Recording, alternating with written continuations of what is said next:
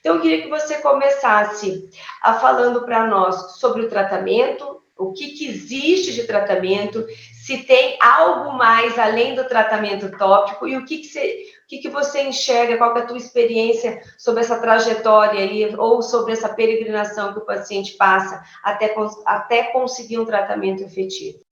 Isso é importante, né? Então, hoje a gente diferencia, né, aquela visão antiga entre forma leve, moderada e severa caiu, né? Então, inicialmente, formas muito leves, raramente uma placa única, manejo tópico, uso tópico de corticóide. Normalmente, os cremes, os tratamentos tópicos, eles são normalmente coadjuvantes, né? Não são atores principais.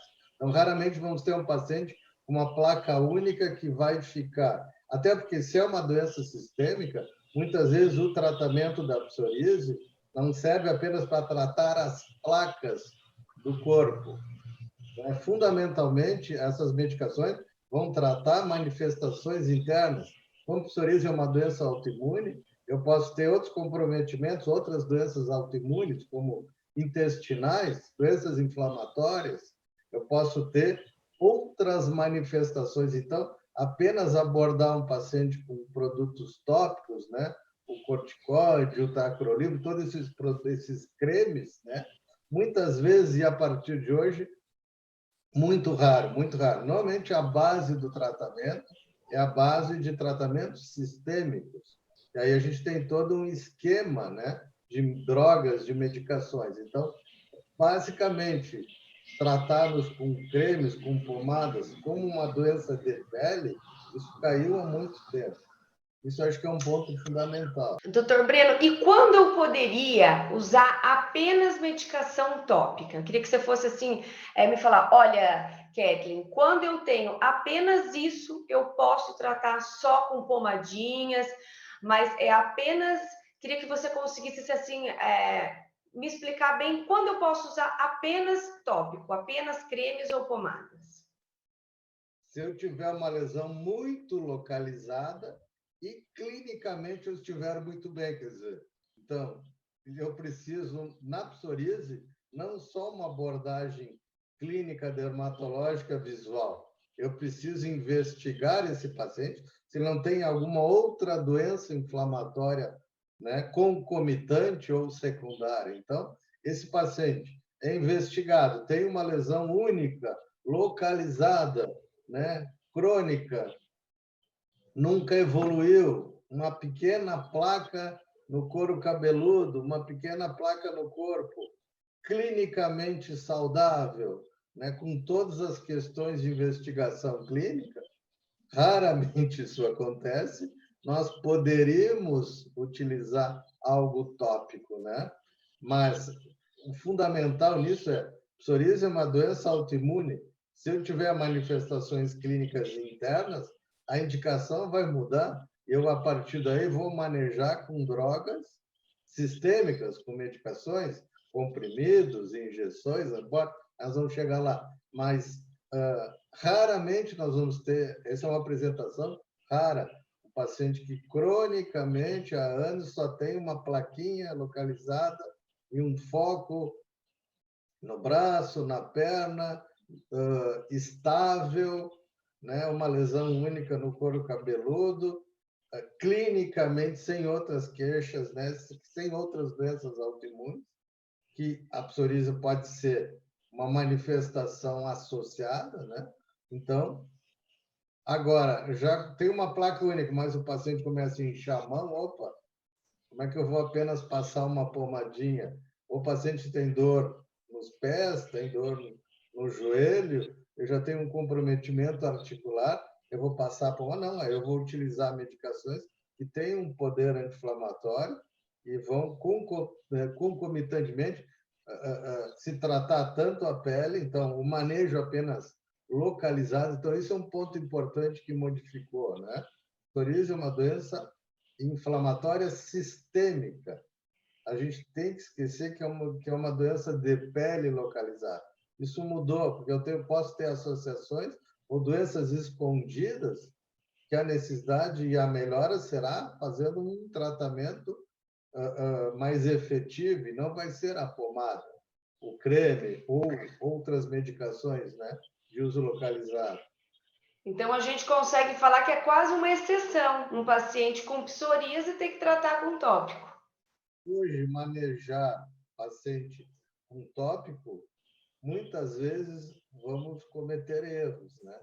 Uma grande lesão localizada no couro cabeludo. Até para, né, controlar a doença, é muito mais fácil se controlar com medicações sistêmicas, anti-inflamatórias, não importa, em lesões de couro cabeludo, só localizado, do que passar um, um, um produto tópico localizado, um corticoide em gotas, um corticoide em gel, em loção, né? Produtos inflamatórios. Não. Basicamente, é raro a possibilidade de apenas passar alguma coisa.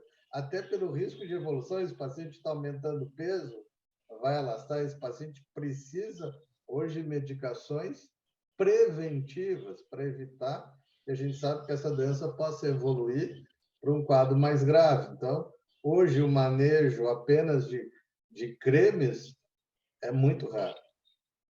Perfeito, doutor Breno. Então, qual seria o segundo passo? Já que a gente não vai, já que vai ser a minoria dos pacientes que vão se enquadrar em tratamento tópico. Exatamente. Então, a partir daí, nós temos condutas e tratamentos. Então, nós temos, né? Então, o paciente já tem um diagnóstico, tem uma avaliação clínica. Então, a gente pode dividir em medicações e fototerapia.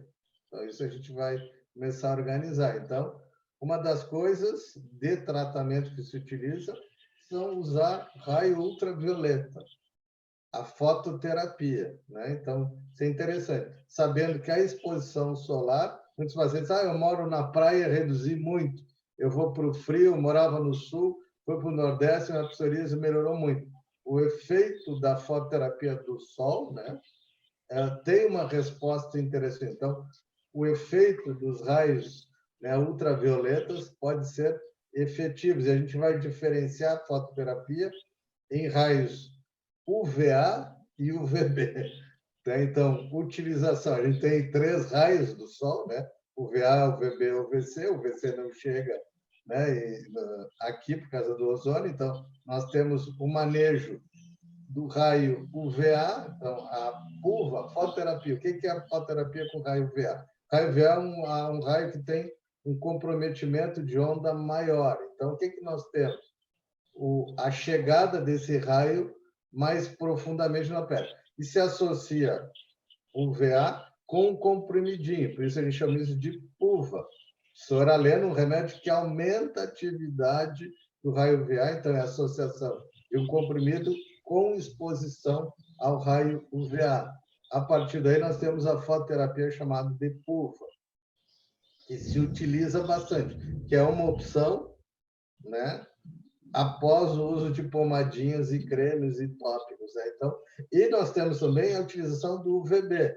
Lembrando que o UVB é uma onda curta, que ela é localizada, né, bastante efetiva. Nesse caso, o processo se utiliza só, né, a maquininha de UVB. Lembrando, né, que então pode ser uma boa opção a fototerapia, o efeito do raio ultravioleta como anti-inflamatório, bastante utilizado como uma possibilidade de segunda linha. Perfeito, doutor Breno. E agora eu acho que a gente pode falar um pouquinho sobre os comprimidos. O que existe via oral? Perfeito. Então, a gente mais ou menos pensa na relação de drogas de entrada, até para facilitar. Vamos falar as mais comuns, né? Hoje no mundo existem algumas indicações, mas assim, basicamente, o que se eu vou ao médico, tenho psoríase e o doutor me indicou X. Então, quais são normalmente as drogas de entrada mais comuns que se utiliza no consultório? Um deles, depois tu vais falar, é o metotrexate, né? É a utilização de um quelante, uma medicação de um poder anti-inflamatório, que é usada via oral ou via subcutânea. Né? É uma medicação anti-inflamatória. Eu gosto muito da via subcutânea, para um pouco de dificuldade de conseguir. Resposta muito interessante. Então, é uma medicação anti-inflamatória, né? É utilizado muitas vezes para câncer, principalmente para linfoma, e é utilizado semanalmente.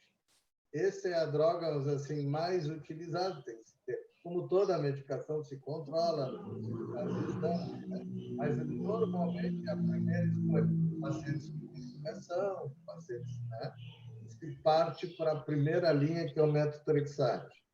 Queres falar alguma coisa do metotrexate? Não, acho que é isso mesmo. A gente usa muito na reumatologia. É uma das drogas para nós que alcança a pele e melhora a parte articular com um poder anti-inflamatório gigante.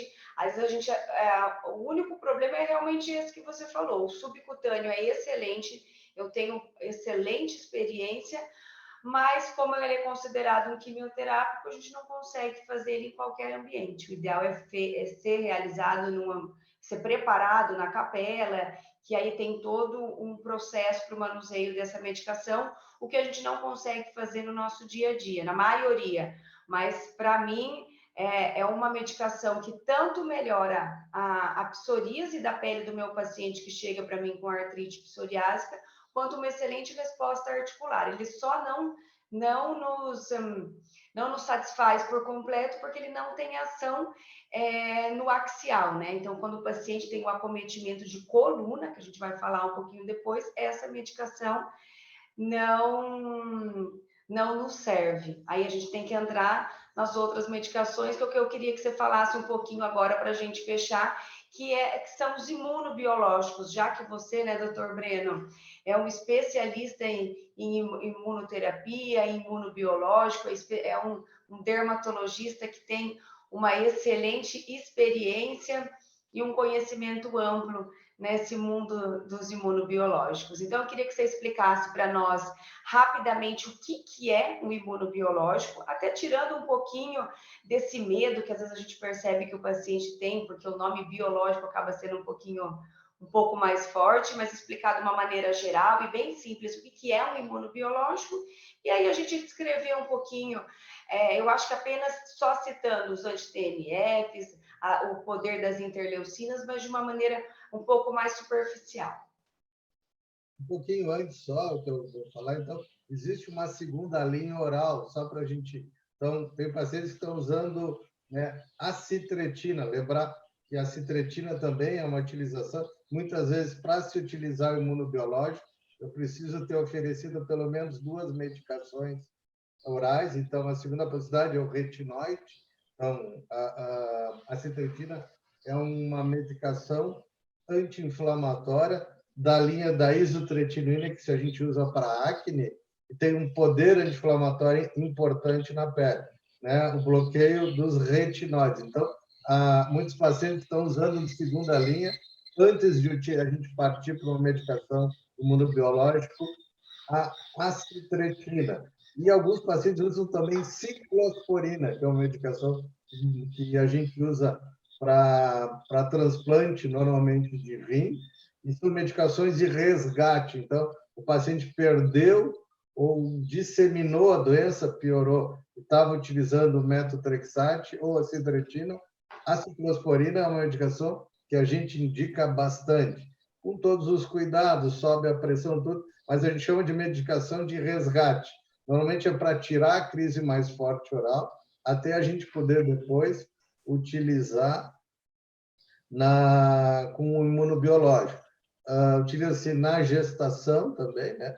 E aí temos também, a gente não quis falar, mas é muita coisa, a forma que antigamente chamada, né, psoríase, que agora chama-se psoríase da gestação, né? Psoríase vasculítica da gestação, que é uma forma que pode aparecer diretamente na gestação, normalmente associada à perda do feto, né? Esse processo que antigamente chamava de impetigo herpetiforme, a explosão de lesões de padrão psoriático na gestação. E esses pacientes podem ter coágulos no cordão umbilical e perda do neném. Então, existe uma forma rara de psoríase gestacional. Nesse caso, pode-se usar ciclosporina, né? Mas, normalmente, hoje, a partir das novas drogas, nós usamos com segurança, na gestação, os imunobiológicos. Então, a preferência para tratar esses casos graves ligados à gestação são os imunobiológicos. Sem dúvida, hoje sim. Então, os imunobiológicos, né? A gente tem uma boa experiência. Lembrando que na gestação, normalmente a gente respeita o último trimestre, né? Então, normalmente um manejo. Claro que se o quadro é muito grave, vai se manter o imunobiológico, né? Nos três trimestres da gestação. Mas, normalmente, pacientes com quadro moderado, não muito intenso, sim, nós podemos utilizar, né, imunobiológicos, normalmente no primeiro e segundo trimestre. E se dá a pausa e depois se retoma com o parto. Em casos graves, nós temos alguns imunobiológicos muito seguros que a gente utiliza durante toda a gestação. A partir daí, né, então, o foco é ter esse controle da psoríase, mas principalmente lembrar que a psoríase vasculítica da gestação pode levar à perda do feto. Então, a importância é tratar realmente, porque a doença pode levar a uma perda do feto. Então, o manejo é tratar a psoríase na gestação, com certeza, principalmente o risco de coágulos no cordão umbilical, né? A obstrução do cordão umbilical e a perda do feto. Então, a psoríase é tratada durante a gestação, sim. Tá? Então, vamos passar agora para as novas drogas, né, que chegaram. Então, a base dos imunobiológicos nada mais é do que, superficialmente, bloquear proteínas inflamatórias. Hoje, a medicina evoluiu e hoje a gente está esquecendo um pouco a imunidade e pensando em inflamação. Então, basicamente, hoje, o alvo são proteínas inflamatórias que geram as doenças, né? Por isso, a partir daí, a gente tem várias ideias. Hoje, com o Covid, se entendeu muita coisa, né? De todo o processo inflamatório, vírus inflamatórios, com os estudos com a AIDS também. A gente entendeu que, muitas vezes, é mais importante controlar a inflamação do que realmente a imunidade. Isso é muito interessante, essa nova visão. E isso a gente vai atender, inclusive, classes sociais. Por que eu tenho mais doenças em pessoas que comem do que pobres? Isso tem uma relação direta com inflamação e comida, né?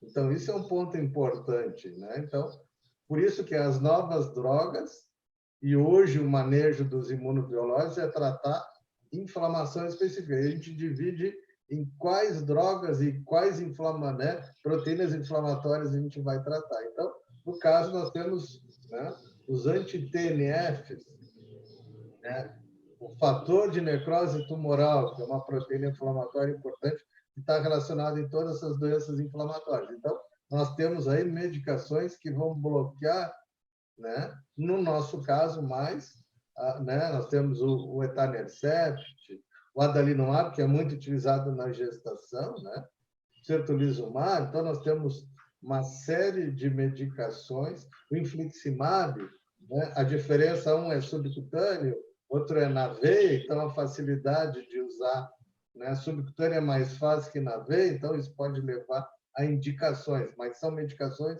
extremamente eficientes, vão mudar a posologia, se vai se usar. O que é isso, posologia? Como nós vamos usar o tempo de utilização da droga? Se vai ser uma vez por semana, se vai ser uma vez a cada 15 dias, vai ser uma vez por mês, se vai uma vez a cada 2 meses, se vai ser na veia. A questão do subcutâneo é mais fácil, que o paciente pode ele aplicar, em alguns casos, mas normalmente se procura se tratar, né, em clínicas especializadas com todo o controle, né? Então, os anti-TNFs são drogas hoje com excelente resposta. O medo principal, o que o anti-TNF é? A relação com a tuberculose. Então, basicamente, quando se indica o primeiro controle do anti-TNF é descartar a tuberculose, o paciente já sabe, faz um teste chamado MANTU, faz os exames, vê a atividade, né, se tem AIDS, se tem hepatite. Então, todo o processo de análise inicial para se ter a segurança de utilizar drogas que são absolutamente fantásticas, que não hoje mais sendo só utilizadas na psoríase, mas em várias doenças reumatológicas, várias lesões de pele, né?